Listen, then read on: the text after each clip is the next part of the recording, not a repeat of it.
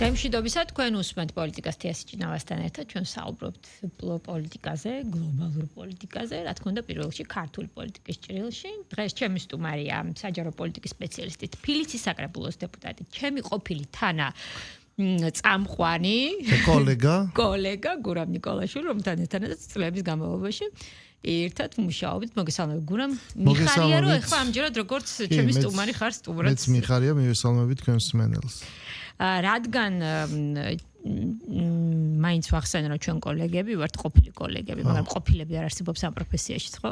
მოდი მე ჩვენი სფეროდან დავიწყოთ საუბარი, იმიტომ რომ დღეს ერთ-ერთი ყველაზე განხილვადი და სასაუბრო თემა დებატები, რომელიც დაიწყო ქართულ სივრცეში, დებატები, რომელიც კარგა ხანი იყო, ასე ვთქვათ, ამოღებული გარკვეული მიზეზების გამო და სხვათა შორის პრემიერ-მინისტრმა საკმაოდ დეტალურად ახსნა თავის წერილში, რა იყო მიზეზი ქართული ტელევიზიიდან დებატების გაქრობისა, მაგრამ ეხლა, როგორც ითქვა, დადგა ამის აუცილებლობა.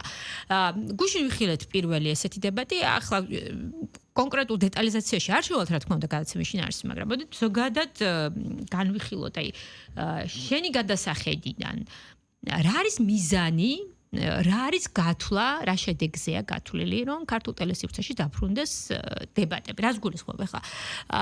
არსებული პოლიტიკური სიტუაციიდან გვაქვს ესეთი მოცემულობა, საზოგადოებაში გულისხმობ. არიან ადამიანები, რომელთათვისაც ის რაც მოხდა, ამის ახსნა არ არსებობს, ანუ ის ისე არის, როგორც მოხდა. მაგალითად 2023 წელს ან თუნდაც 2024 წელს, რაც არ უნდა არგუმენტი შესთავაზო, მათთვის ეს არ შეიცვლება. არის ესეთი ადამიანები, დამეთანხმები ალბათ. არიან ადამიანები, რომლებთაც მაგალითად არ მოსწონთ ის რაც მოხდა, მაგრამ შეიძლება ეძებდნენ რაღაც არგუმენტებს. რა შედეგს ელის ხელისუფლება შენი აზრით? ეხლა შეიძლება ახსენებ, რომ რა მოხდა, გულისხმობ ალბათ ბოლო 1 წელიწადის მოვლენებს, ხო? ანუ ქართული ოცნება ცოტა უფრო ეგრეთ წოდებული რუსული კანონიდანაც შეგვიძლია დავეთქოთ. 2023-დან, მაგრამ ეს ეტაპობრივად შეგვიძლია უფრო და უფრო სიღრმეში გადავახვიოთ ჭყალებში. ყოველ შემთხვევაში ესეთი სიტუაცია არ ყოფილა უფრო თითოეულ რაღაცა მომენტს განაპირობებს ის კონტექსტი, რაც იმ დროს არის შექმნილი, ხო? ქართული ოცნება ხელისუფლებაში არის 2012 წლიდან. ჩვენ გვახსოვს ეს პერიოდი, მანამდე წინ რა უძღოდა და შემდეგაც თანათანობით თითქოს ანუ ეჭვს არ იწევდა ის მომენტი, რომ ქართული ოცნება სიტყვაზე იღებს. 2020 წლის დადგომა 2019 წელს უკვე თუ გახსოვს დაიბადა ეს მოლოდინი, რომ იცი რა არის, მორჩა, ორი ვადა გავიდა და ეხლა აღარ არის საჭირო თუ ნაციონალური მოძრაობა ორ ვადაში წავიდა, დროა ქართული ოცნება წავიდეს და რას ნიშნავს წავიდეს. ხო ხვდები ეს ხო ის არ არის ხელოვნურად უნდა ადგეს და ვიღაც არბიტრია და რაღაც ისე დაწეროს, ეს ბუნებრივად უნდა მოხდეს, ხო ესა. და ქართულ ოცნებას იმიტომ რომ მაშინ გახსოვს მხოლოდ ნაციონალური მოძრაობა იყო, ან ისეთი გამონაყოფი იქიდან, რომელიც მაინც ნაციონალური მოძრაობის ნაწილი იყო და არანაირი სხვა ოპოზიცია პრინციპში არ არსებობდა, გენეზისი ყველას ჰქონდა ნაციონალურ მოძრაობაში. საბოლოო ჯამში 2019 წელს ამომრჩეველი იდგა ამ სურათის წინაშე, ან ქართული ოცნება არის, ან ნაციონალური მოძრაობა.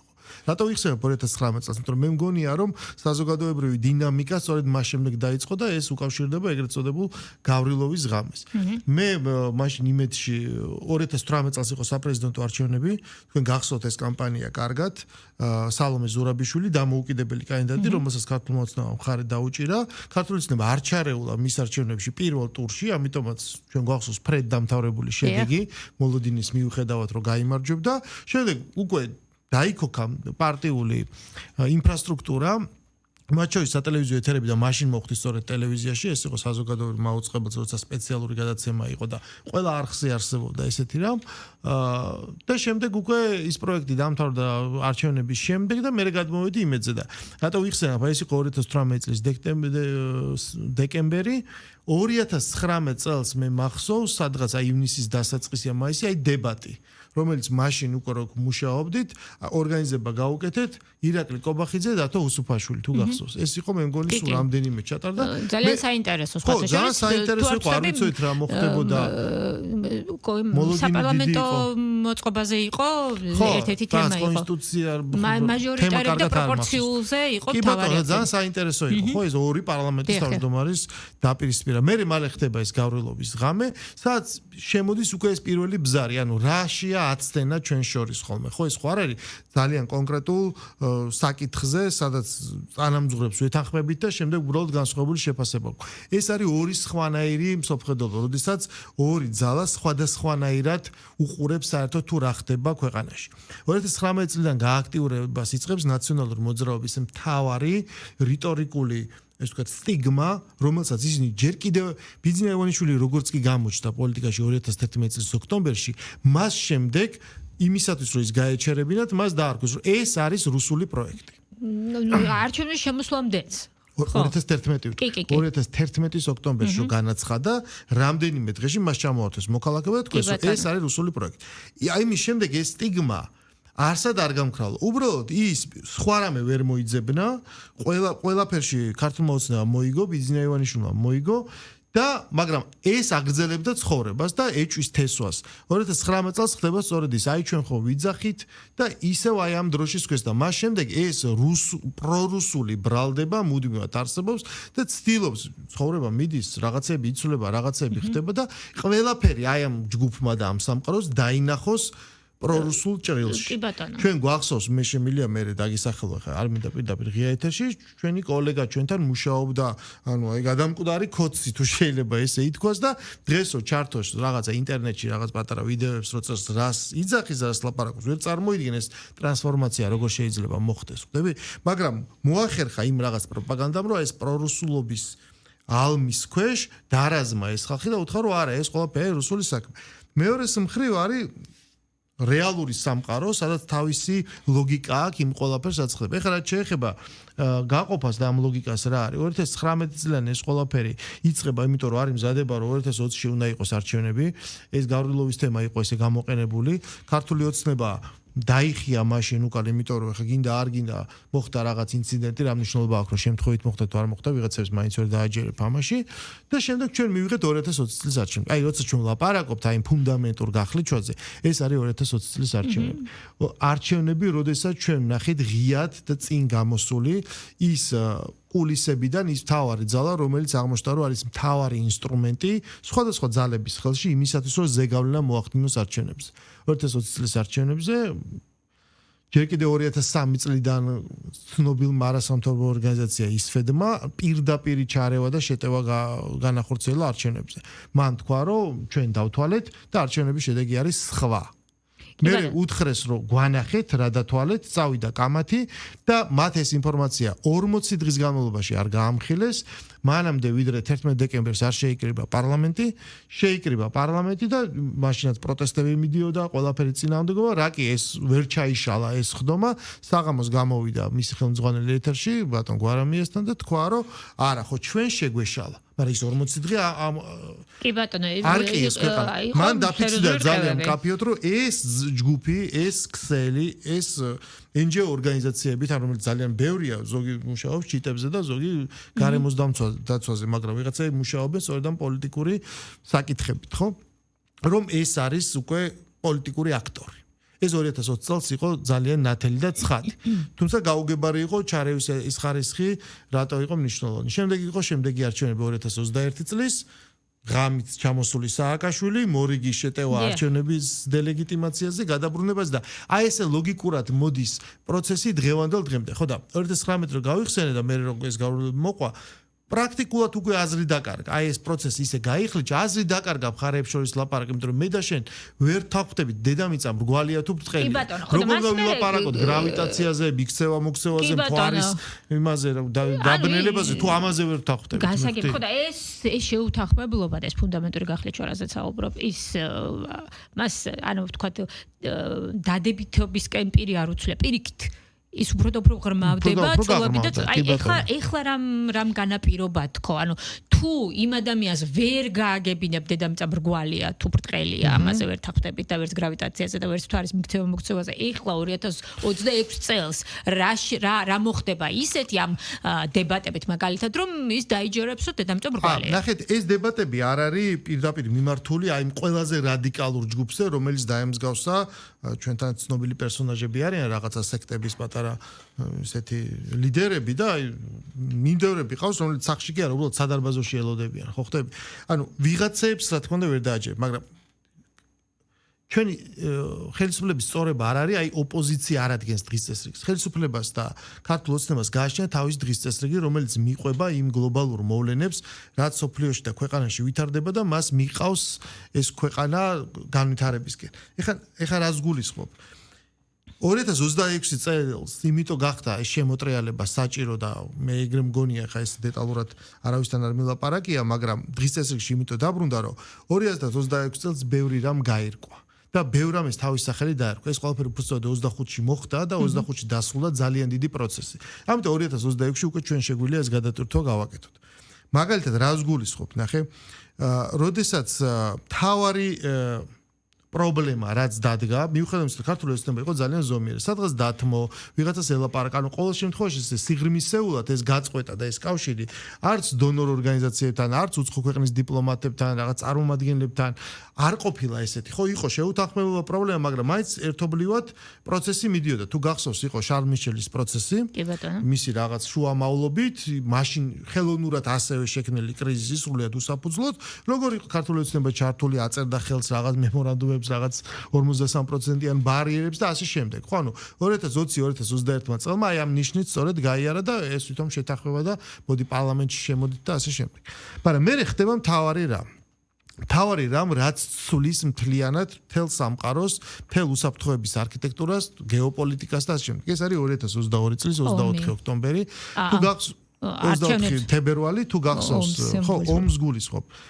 ომის დაწყებამდე პერიოდი, ვისაც კარგად ახსოვს, ანუ დაახლოებით ექსპერტების 95% იძახდა, რომ არა, ომი არ იქნება, იმიტომ რომ ვერავის ვერ წარმოედგინა, რომ მიუხედავად იმისა, რომ საქართველოს 2008, ყირიმი 2014 შეიძლება რუსეთი უბრალოდ ესე შეიჭრეს. 95% იქნება, რომ ალბათ ეს არის მორიგი მანევრი, რაღაც არ იქნება. და ეს მოხდა. და როგორც კი ეს მოხდა, სამყარო უკვე შეიცვალა, იმიტომ რომ რუსეთი აღმოჩნდა, შევიდა ისეთ ომში, საიდანაც უკან ვეღარ გამოვიდოდა უბრალოდ, ხო? მართალია გაცხადებული მიზნები იყო, რომ 3 დღე ესე რა თქმა უნდა არ მოხდა, მაგრამ ჩვენ ვხედავთ უკვე 4 წლიან ომს და თავის ხანგრძლივობით მან გადააჭარბა დიდი საამულო ომის ხანგრძლივობას. შეიძლება მალე გადააჭარბოს მთლიანად მეორე მსოფლიო ომის ხანგრძლივობას. ხვდები? ამიტომ ქართული ოცნება, იმიტომ რომ იყო ხელისუფლებაში, იმიტომ რომ მას ჰქონდა ძალიან მჭიდრო კავშირები დიპლომატებთან, ანუ მარტო ის ხო არ არის, რასაც ჩვენ ეკრანზე ვხედავთ. ლაპარაკი არის კულისებში, კაბინეტებში, შეხვედრებზე, ურთიერთობაზე. მან იცოდა ბევრი რაღაც მომენტის მეორე მხარე. რა ხდება, რა პროცესი მიდის, საიდან ვინ როგორ არყევს. ამიტომ ის აღმოჩნდა გუში პარლამენტის თავმჯდომარემ თქვა, რომ რაღაცა წინასწარმეტყველური პოზიცია დაიჭირა და მე ვიტყოდი, რომ უფრო განჭრეტადი. ანუ ამას გააჩნდა თავის წინაპირობა, რატომაც ქართულმა ხელისუფლებამ, ქართულმა ოცნებამ თქვა, რომ ეხლა ეს სამყარო შეიცვალა, ძალიან საშიში გახდა და ნომერი 1 ამოცანა ეს არის უსაფრთხოება და ჩვენ უნდა გადავარჩინოთ ეს ქვეყანა. მithom ძალიან მწარედ გვახსოვს რაღაც გუშინ სხვადასხვა აი ეს აქტიური და პოლიტიკური თამაშებმა რა შედეგი მოგვიტანა, ხო?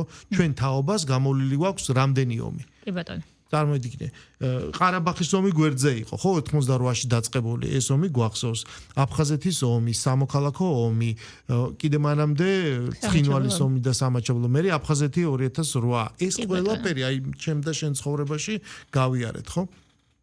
ამიტომ თქვა, რომ ეხა არის სიფრთხილის დრო, იმიტომ რომ ამ ხელა მასშტაბის ომი არ ყოფილა. და მეორე მსოფლიო ომის დასრულებიდან 80 წლის შემდეგ ეს სამყარო მთლიანად შეიცვალა. მაგრამ ეხა ერთ დღეში ხო არ შეიცვლება ადამიანი. და ხალხი 30 წელია ცხოვრობს საბჭოთა კავშირი აღარ არის, ჩვენ უნდა დასავლური ინტეგრაცია, ჩვენ მივდივართ აქეთკენ. ყველა მიცის აი ეს ისტორია. სადაც არსებობს ნათელი მხარე, გამარჯვებული მხარე და რაღაც ბოროტი მხარე, მით უმეტეს პოსტსაბჭოთა ეპოქაში, ეხლა სტალინის გულაგების და საბჭოთა იმპერია რაც უდი იყო, ამის მეტი არაფერი არ მოგვისმენია, ხო? და ეხლა ერთ დღეში ეს ვერ შეიცვლება. უფრო დიდი ისტორია, რომ ეს ქვეყნები დიდი ხანი არსებობენ, არსებობს გეოპოლიტიკური ინტერესები დაპირისპირება, რომ 10, 20 და 30 წელი ამ ისტორიის ფუძლებისთვის არაფერი არ არის. ეს ისტორია არავინ არ იცის. მაგრამ ვინც პასუხისმგებლიანია, ვინც პროფესიულად არის ქვეყნის მართვით დაკავებული, იმან იცის ეს ყველაფერი და ის ძალიან კარგად გძნობს რეალურად, რომ ტელეეკრანზე კი არ იქნება მარტო ის სინამდვილე, რაც ჩვენ გონია რომ სინამდვილე, არამედ რეალური მართვის სივრცეში. რომ ეს ყველაფერი ესე ადვილი არ არის. და ამიტომ ჩვენ დავიჭერეთ ის პროცესი, რასაც მოყვა მორიგი ტალღა, რომ აი თქვენ ხართ რუსეთისკენ, თქვენ საქართველოს ინტერესებს გაიცავთ. აქ მხოლოდ ორი მხარე, ან ხარ რუსეთისკენ, ან ხარ დასავლეთისკენ და შენ უნდა გააკეთოს. მე ეს პროცესი ჩვენ გვახსოვს აწავიდა, ხო 2022 წელი, 2023 წელი ჯერ სტატუსი გახდა საჭიდაო. მე ჩვენ არ მოგვანიჭეს, ხებს მიანიჭეს. და ამ ჭიდაობაში გავიარეთ ჩვენი პოზიცია ქონა და ვამუნათებდით რის გამო არ გვაძლევთ იმ ვიღაცას თავის პოზიცია ქონა მაგრამ ჩვენ ნახეთ გამოკვეთილი ეს NGO სექტორი ეს პოლიტიკური აქტორები რომლებიც ყველა საბაბს იყენებდნენ რომ დაპირისპირებოდნენ ხელისუფლებას ეს ყველაფერი ისტორია და 2024 წლის არჩევნები ხეა ჩატარდა ზუსტად ამ ნიშნით ანუ პრაქტიკულად აი ეს დღის წესრიგი ისე გაიბერო რომ მივედით რეფერენდუმის იდეამდე კი ბატონო. მათ თქვეს რომ არა ეს არის რეფერენდუმი, ანუ ყოფნა არ ყოფნა, ჩვენ ახლა ან დასავლეთში მივდივართ, ან რუსეთში მივდივართ. ჩვენ თქვით რა, თქვენ რეფერენდუმი გინდათ? კარგი, ჩვენ მივიღებთ ამ გამოწვევას რეფერენდუმის და სინამდვილეში ოღონდ რეალობა ეგრე არ არის, რომ ეს არჩევანი დგას, რეალობა დგას, არჩევანი დგას, ან ომია ჩვენ ქვეყანაში საქართველოს მთელი ამ არჩევნის განმავლობაში ეს იყო მთავარი გზავნილი. ხალხი ირჩევდა პარტიას კი არა უბრალოდ ხალხი ირჩევდა სოფხედულობას რომ ჩვენ როგორ აღვიქვავთ გარესამყაროს რა არის ნომერი 1 გაიმარჯვა ამ ხედავ აი ხო და დღეს რა არის გვასახსნელი მოსახლეობისთვის ანუ იმან ვინც არჩევანი გააკეთა 2022 წელს ვინც გააკეთა არჩევანი იმას გააზრებული აქვს და იმ სლოგანის მიხედვით რომელიც იქენ ახსენეს სწორედ ასე გააკეთა არჩევანი მშვიდობასა და სოფხედულობა ირჩია რომ კი დღეს ომი ბევრად მეტი საფრთხეა ვიდრე ის რომ მე ხარ სადღაც მივდივარ. მივიდეთ ახლა ჩემს კითხვამდე. აი ხა მოვდივარ მაგ კითხვამდე ხვდები? 2024 წელს ჩვენთან რო არჩევნები ჩატარდა, შემდეგ რო თქვეს რომ ესეც გაყავდა და ვერაფერი ვერ დაამტკიცეს და დღემდე ცდილობენ ამ ყველაფერს და არ არსებობს უბრალოდ ეს ვერ ნახა. ჩვენ კიდე მეორე 2020 წლის წრეზე წავედით. ალბათ მათთვის პროგრამა მინიმუმი იყო რომ ჩვენ ქართულ ოცნებას ისევ შევითრევთ აი ამ ფასილიტაციის რაღაც პროცესში და მორიგ შარმეშელობაში და უცებ ქართულ ოცნებმა თქვა რომ არა. მე აქ შემოყოლას არ ვაპირებ. ან არის ესე, იმიტომ რომ მე X რაც იყო ხარვეზები თუ გახსოვს, პრო კოვიდის პერიოდი იყო, ღამე სანამ პირველი ხმები წამოვა, მაშინ ხდება ხო ამ ადუღება პროცესი და ეხლა საათნახევარში ყველაფერი დამთავრდა. ხო, იმიტომ რომ სრულად ელექტრონულად ჩატარდა. პირდაპირ შედეგები და არა exit poll-ი აღარ გჭირდება. უი და წავიდა ეს გამოცხადებული გაყალბების ქრონიკა, ხმამაღალი იყო მაშინდელი პრეზიდენტი ამ ხრივ სალომე ზურაბიშვილი და ქართულმა ოცნებამ აირჩია სრულიად სხვა გზა. ანუ იცი რა არის, მე აღარ ვაპირებ ამ მოტყობას, ან არის ესე, ან არის სხვანაირად, მაგრამ პარალელურად ტარდებოდა ამერიკის შეერთებულ შტატებში არჩევნები. სადაც გაიმარჯვა დონალდ ტრამპმა, რომელიც იანვარში შეუდგა პრეზიდენტობას. რომელსაც მე ერთი წელი ჩაატარა ინფორმით, ხა რომ აღარ გადავიდეთ მისი პოლიტიკის განხილვაზე და იმ რაღაც ძალიან წინააღმდეგობებით, ახსავსე განცხადებებით თუ რაღაც ოდიოზური გამოხმაურებით. როგორც გაკეთა, მაგრამ თავი შოკი რა იყო, რომ დონალდ ტრამპმა გააფორმა ის რეალობა, რომელიც სინამდვილეში 2022 წელს შეიცვალა, როგორც კი ესე იგი ერთ-ერთმა დიდმა ატომურმა სახელმწიფომ დაარღვია მსოფლიო უსაფრთხოების წესრიგი. უბრალოდ არსებობს მოლოდინი, რომ იცი რა არის, ეხა კარგი ბიჭები მოვლენ, როგორც იმაშია, ბრწყინვალე შვიდეულში და ამ კაცს ეხა დააბრუნებენ სადღაც და ისევ წესრიგი დაისადგურეს, მაგრამ გავიდა 1 წელი, გავიდა 2 წელი, გავიდა 3 წელი და ეს ვერ ხერხდება. უკრაინა ილევა, იღუპება რუსიც, უკრაინელიც, მაგრამ რუსეთი წინ მიიწევს, ანუ და ტრამპი იძახის რომ 3 წელი გავიდა, აბა რა გაქვთ? არაფერი არა გაქვთ შედეგი. მორჩა და ის იმის გარეშე რომ თქვა დაარქოს ამას მარცხიმა საერთოდ მის ლექსიკონში ეგეთ სიტყვა არ არსებობს, უბრალოდ ის იწყებს ახალ პოლიტიკას, გადატვირთვას სრულიად სოფლიოში. ხო, ეს უკრაინა მე აღარ მაინტერესებს, მე ეს იყო ხარჯი, მე აქედან უნდა გამოვიდე, მე მაქვს ხა რაღაცა ჩინეთი, იქ რაღაც ნავთობი გავაკონტროლო და უცებ ეს ადამიანები უყურებენ რომ საერთოდ შეიცვალა ყველაფერი. ართმევს ხელს პუტინს მაგრამ ვინც რაღაცა უფრო მეტი იცის, იმან იცის რომ ესეთი მანევრები დიდი ქვეყნების შემთხვევაში მოულოდნელი არ არის. გუშინ რომ ამერიკის პარტნიორი იყავი. კაი დღეს სხვანაირად გელაპარაკება და ტარიფებს გიწესებს. კაი თქვა ტრამპია გიჟი.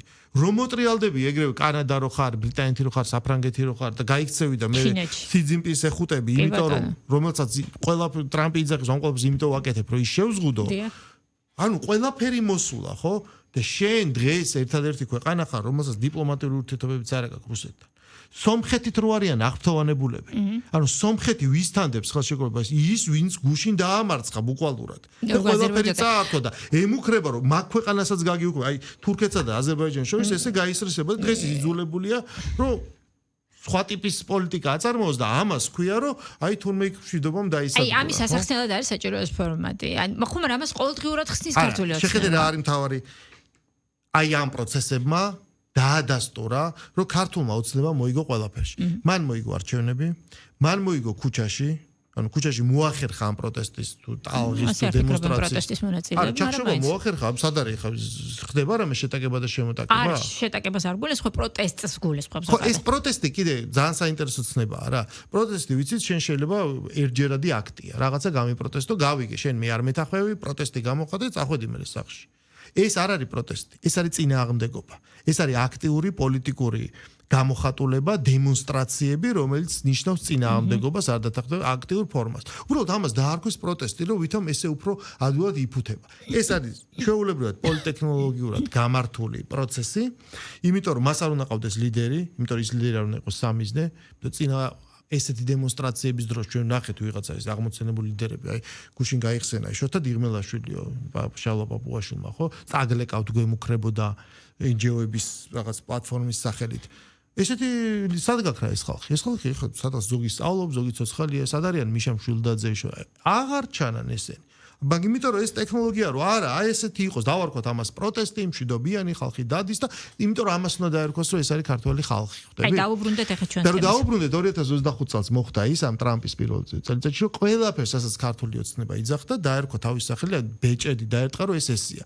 და ბოლო აკორდი იყო დავოსის ფორუმი, ჩვენ ნახეთ კანადის პრემიერ-მინისტრი, რომელსაც თქვა, რომ ჩვენ დიდხანს ვატყუებდით თავს და ეს იყო ვიტრინა, რომელშიც რაღაც ტყუილ ნიშნებს გამდით, ეს სამყარო აღარ არსებობს.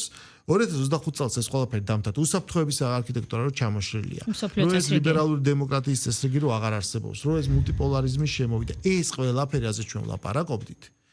ეს ყველაფერი დამტკიц. ამიტომ ქართულმა ოცნებამ მოიგო არჩევნებიც, ქართულმა ოცნებამ მოიგო ქუჩის პროცესის, ანუ იმითიც ვერავინ ვერ განახორციელა წნეხი და ქართულმა ოცნებამ მოიგო იდეოლოგიური ბრძოლაც. ანუ აღმოჩნდა მართალი ყველაფერში. ის რაც 22-ში რთული დასამტკიცებელი იყო, იმიტომ რომ ესე ვერ გამოიტანა ამ ყველაფერს, ხო? 25-ში ეს ყველაფერი გაფონდა და შევედით 26 წელს. ეხლა რა უნდა გავაკეთოთ? რა საკეთებთ? ხო, 2026 წელს. არსებობს პასუხისმგებლობა ერთ-ერთი ამორჩევლის მიმართ. ჩვენ თუ მოგწვა 1,100,000 ადამიანმა ხმა და მხარი დაგვიჭირა.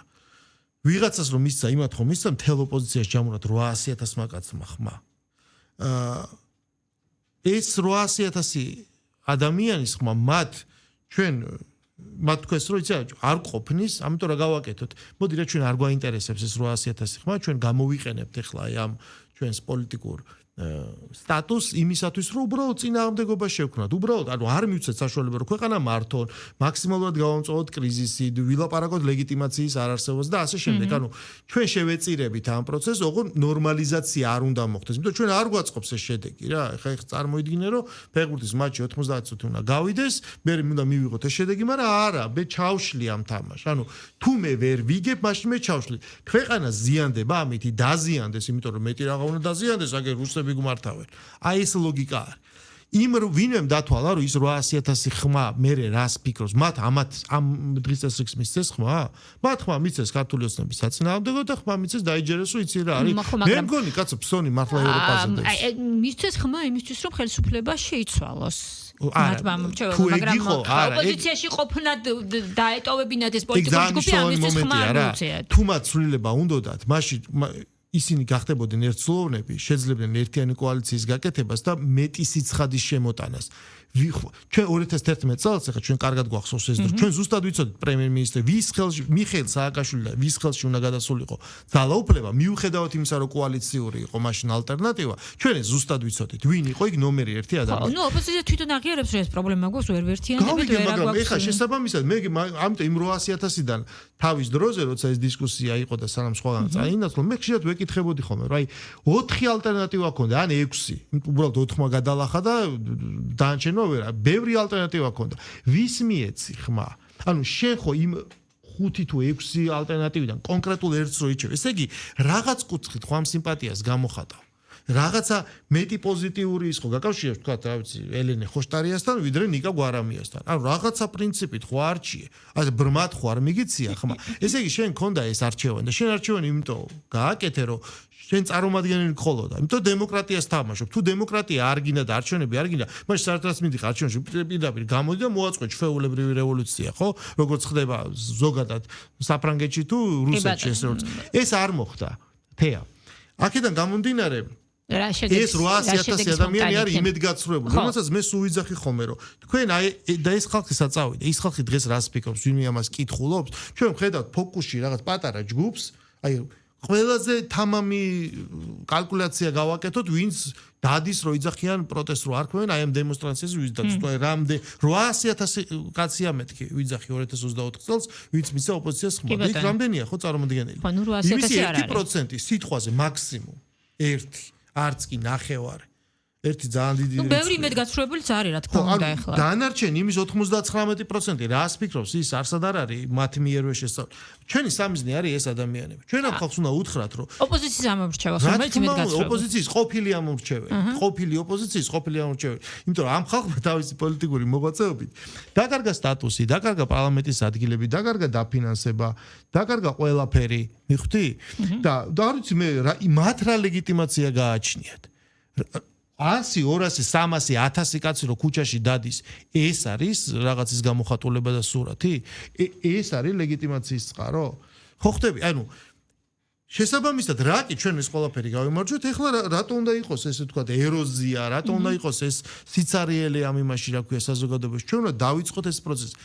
თუ ჩვენ ცხოვრობთ დემოკრატიაში, სოფლიოში ასევე 7 ქვეყანა, რომელიც სახელათაც არ იძახის, თუ დემოკრატია ვარო, ხო რაღაცა ბაჰრეინი და ასე შემდეგ. ანუ მაშინ არსებობს თავისი ელემენტარული საფუძვლები და ბაზისი დემოკრატიის, ხო? პროცესი არ არის ქუჩაში, ანარქია, რევოლუცია, ძალადობა და ის 4-ში დაწყება და დამთავრება, ან არის დემოკრატია, რაც ეფუძნება პოლიტიკურ არგუმენტს, დისკუსიას, კამათს და მე ამომრჩეველი ამას ყოველდღიურად უსმენს და რომელიღაც კონკრეტულ კონსტიტუციურად დაწესებულ დღეს იღებს გადაწყვეტილებას. აი ეს არის თელი ფაქტია ჩვენ ერთ საკითხზე ვილაპარაკეთ და ეს არის პასუხი რატომ შეიცვალა, რა შეიცვალა 2026 წელს. რა აქვს მიზანი, ეს არის საზოგადოების განთლიანება. რა თქმა უნდა, საზოგადოების განთლიანება ვინც მოიაზრებს თავს რომ არის საქართველოს მოქალაქე, ეს ქვეყანა ადარდებს და ეს ქვეყანა უნდა გააგრძელოს ცხოვრება დემოკრატიული საფუძველზე და პოლიტიკური კულტურით ის მოიაზრება ამ ხალხში. იმედგაცრუებული ამომრჩეველი, რომელმაც შეიძლება მისცა 2024 წელს არჩევნებში ხმა ოპოზიცია, რომელიმეს არ აქვს მნიშვნელობა იმ 4-დან, რომელზეც გვესაუბრობ. ვინმეს მისცა ხმა, ანუ და მე იმედი გაუცროვდა რომ ისე არ წავიდა განვითარდა მოვლენები როგორც მას ჰქონდა მაგალითად წარმოდგენილი.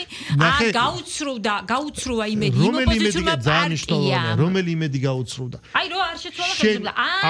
არის პარლამენტში წარმოდგენილი ისეთი ძალით რომ გაუწეს აქტიური წინააღმდეგობა საქართველოს. ანუ ვერ ექნებოდა, იმიტომ რომ არც ერთი კვლევით. ის თავს რო იტყუებდა ისე ხარ დებატის მოსმენისას რას გაიგებს. არც ერთი კვლევით, არც ერთ სუბიექტს რომელსაც მან ხმა მისცა უბრალოდ 10%-ზე მეტი არც ერთი კვლევით რეიტინგი აქვს, რომ შენ ზუსტად იცოდი წეს თუ თავს არ იტყუებდი რაღაცა მითით რომ იცი რა მე ეს ხალხი რომელსაც დასანახად ეზიზღება ერთმანეთი რომ მოიგებს ჯამურად არჩევნებს მე ყველაფერი იქნება რაღაც სამოთხისებრად ეს არის თავის მოტყუება შენ ზუსტად იცოდი არჩევნებზე რომ მიდიოდი თუ ქართულ ოცნებას ხმას აძლევდი 10%-იან საუკეთესო შემთხვევაში პარტიას და მე უკვე ხელს აწერდი იმ ბუნდოვან მომავალზე რომ იქ ვინ გაიმარჯვა იმ კოალიციაში სინამდვილეში ძალაუფლება ხელში ვინ ჩავარდა და ასე შემდეგ ეს უკვე აღარ იცოდი მაგრამ ხელს იცოდი რომ გინდოდა ქართული ოცნება არ ყოფილიყო და ვიღაც 10%-იან პარტიას აძლევდი და მე იყო გაურკვეველი სქემა როგორ იცვლება ხელისუფლება ხო ამიტომ იმედის გაცრუებას როცა მე ვლაპარაკობ იმედის გაცრუებას რომ